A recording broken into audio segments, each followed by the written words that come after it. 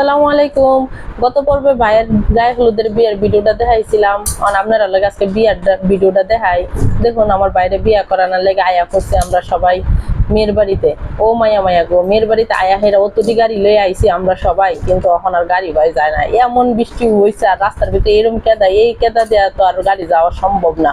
কি করাম, এটা কেদা দেখা তো আমি শাড়ি টাড়ি এখন সব আমি কই আল্লাহ কাঁচা মেরা যাই আমরা কি। আর দেখুন আমার জামাই কি স্বার্থপর, আমার আগে আগে পাঠাইয়া তার শালি রেখে আদ্যা দূরে নিতেছে, অথচ আমারে নিল না। তুমি যাও, যদি আমি প্যাকের ভিতরে লেট ক্যামেরা করে আমার কি দোষের হইতো কোনছে। আর সবচেয়ে একটা আমার কাছে অপমানজনক ঘটনা কি হইলো জানেন, এতটি গাড়ি লয়ে আইছি আমরা, একটা গাড়ি বাড়ির ভিতরে ঢুকলো না। এই 24 সালে আয়া আমার বাইরে এই অটো রিক্সা দিয়ে আইনা বিয়া করানো লাগছে।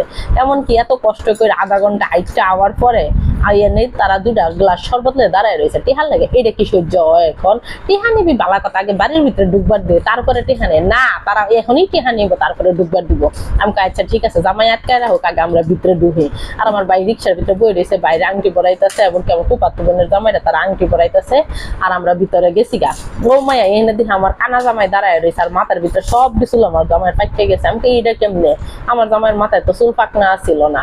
আচ্ছা যাক, তারা পার্টি স্প্রে দিয়ে আমার জামাইয়ের চুল সব পাহায়া লাইছে।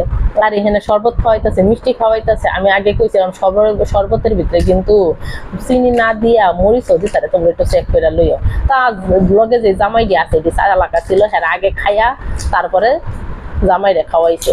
আর দেখুন এই বৃষ্টি কেদার ভিতরে আমি কথা কি কমো, আমার এই কেদা দেখে আবার সেই পুরোনো দিনের কথাটা মনে পড়ছে। যেই কষ্ট করে গেছিলাম, আমার বাইরে টাইনা টুনে উঠাইছে না, আমার পুপারে টাইনা উঠাইতেছে। একটা মানুষের পায়েও দেখেন তার বাড়ির জুতা নাই, আর আমরা জুতাটির অবস্থা সব শেষ হয়ে গেছে। হাতে লইয়া তারপরে বিয়া খাওয়াইতে যাওয়া লাগছে। যাজ্ঞা এই বিশ্বযুদ্ধ জয় করে আমরা এখন মাইয়ার বাড়ি ঢুকে পড়ছি। অবশ্য আমরা না, আমরা গেছি প্যান্ডেলে খাইবার লেগে। দেখুন আমার জামাই চোখটা অপারেশন করে আইয়া হাইরে কানা চশমাটা লাগাই লাইছে। কি বিয়া খাইবার গেছে না হাসপাতাল থেকে বাইরে গেছে, এটাই আমি বুঝতে সারবো পেতেছি না। জামাই বই রয়েছে, আর জামাইয়ের দুই পাশে দুই বোনের জামাই বই রয়েছে। আমার ভাইটা লজ্জায় টিস্যুতে মুখ ধরে রাখছে। আমি কই কিরে ভাই, তুই এরকম খয়রাইতে হইছিস কবে? সবই কিনছিস, একটা রুমাল কিনতেছিলি না? তা মনে আসছিল না। তা বিয়া করতে গেছে, বাট আর তো নাকটা ধরাই লাগবে, যেহেতু বিয়া ভাই কত গন্ধ থাকে, নাক ধরা লাগতো না। জামাই মানুষের লেগে হ্যাঁ টিস্যু দিয়ে নাক বেড়ে রাখছি। একটু পর পর আবার ফুলে খুলে একটু জোরে নিঃশ্বাসে নিয়ে হেরা আবার টিস্যুতে ধরে রাখে। আর এই না তার ভাড়া করা কত শালি আইছে, আয়া হেরা হেরা আটটা ধোয়াইবো। আর আমার জামাই কি খুশি শালি ঘরে পাইয়া হেরা, যেহেতু আমার তার শালার শালি, মানে তারও শালি, সবাই দইরা হেরা আটটা যাইটা ধোয়াইতেছে। এই লগা কি ডাব সাবান একটা তারা লই আইছে, আর 5,000 টাকার দাম দেয়। একটা ডাব সাবানে লাগে কি কোনোদিন কেউ 5,000 টাকা দিব কোনছেন? কারণ আমার জামাইটা আমি কইতেছি দেখো 3,000 কমাইয়া যেমনে দন লাগে হেমনে ব্যবস্থা করে। আমার জামাই কয় কে তোমার বিয়া করার সময় আমি টেহা দিছি না, আমার পকেটে তো টেয়া খসারাইছো, তাহলে আমার শালার বিয়াতে কে লেগে কম দিত, হ্যাঁ বেশি দেখ। আর এর লেগে কয় যে পরের বাড়ির পোলা কোনোদিন আপন হয় না, বুঝছেন? মানুষে কয় অবশ্য পরের বাড়ির মাইয়া কোনোদিন আপন হয় না।